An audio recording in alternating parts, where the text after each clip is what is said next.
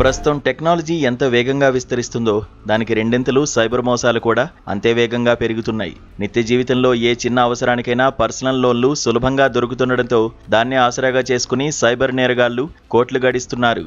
అత్యవసర పరిస్థితుల్లో ఆర్థిక సహాయం కోసం వెతికిలాడే అమాయకులను టార్గెట్ చేస్తూ క్షణాల్లో వారి బ్యాంకు ఖాతాలను ఖాళీ చేస్తున్నారు.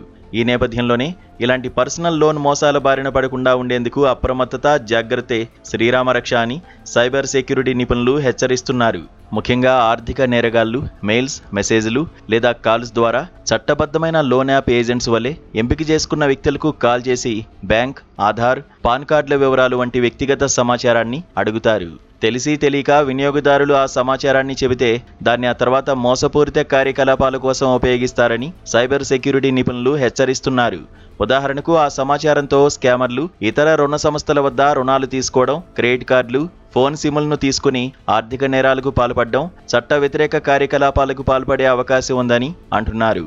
అందుకే ఫోన్లో, మెయిల్ వచ్చే ప్రతి విషయానికి స్పందించకపోవడం మంచిదని, ముఖ్యంగా సున్నితమైన వివరాలను సురక్షితమైన ప్లాట్ఫామ్లతో మాత్రమే పంచుకోవాలని సూచిస్తున్నారు. రుణ సంస్థకు సంబంధించిన వెబ్సైట్ URLను ధృవీకరించుకోవడం మంచిదంటున్నారు.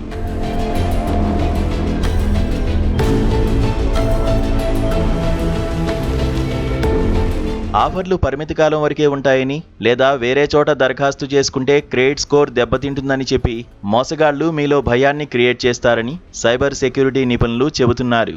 ఆలోచించుకునే లోపే లోన్ తీసుకునేలా ఒత్తిడి తెస్తారని, ఇలాంటి వాటిలో వడ్డీ రేట్లు, హిడెన్ ఛార్జీలు పారదర్శకంగా ఉండవని అంటున్నారు. కాబట్టి రుణం తీసుకునే ముందు ఆ సంస్థ రిజిస్ట్రేషన్, కస్టమర్ రివ్యూలను వెరిఫై చేయడం మర్చిపోవద్దని సూచిస్తున్నారు. ఇన్స్టెంట్ లోన్స్, తక్కువ వడ్డీ, క్రెడిట్ హిస్టరీ లేకపోయినా 100% గ్యారంటీ ఆమోదం అంటూ నకిలీ సంస్థలు ఎరవేస్తాయని తెలిపారు. నిజమైన ఏ బ్యాంకు కూడా ఆదాయ తనిఖీలు లేకుండా రుణాలు ఇవ్వదనే విషయాన్ని గుర్తుంచుకోవాలని, సదరు రుణ సంస్థ పేరు RBI అధికారిక డేటాబేస్లో ఉందో లేదో ముందే చెక్ చేసుకోవాలని చెబుతున్నారు. ఇక లోన్ అమౌంట్ నేరుగా దరఖాస్తుదారుడి ఖాతాలోకి మాత్రమే బదిలీ అవ్వాలని RBI మార్గదర్శకాల్లో పేర్కొంది. అలా కాకుండా రుణ సంస్థ లోన్ వేరొక ఖాతాకు ట్రాన్స్ఫర్ చేస్తామని చెప్పినా లేదా ఇతర అకౌంట్ వివరాల కోసం ఒత్తిడి తెచ్చినా అది ఖచ్చితంగా మోసమే అని గ్రహించాలని సూచిస్తున్నారు. చివరగా కీ ఫ్యాక్ట్ స్టేట్మెంట్ ఎంతో ముఖ్యమని, పర్సనల్ లోన్ తీసుకునేటప్పుడు KFS పత్రాన్ని అడగడం అత్యంత కీలకమని ఆర్థిక రంగ నిపుణులు తెలిపారు. ఇందులో రుణ మొత్తం, వడ్డీ రేటు, తిరిగి చెల్లించే షెడ్యూల్, ఫీజులు మరియు నిబంధనలు స్పష్టంగా ఉంటాయని అంటున్నారు.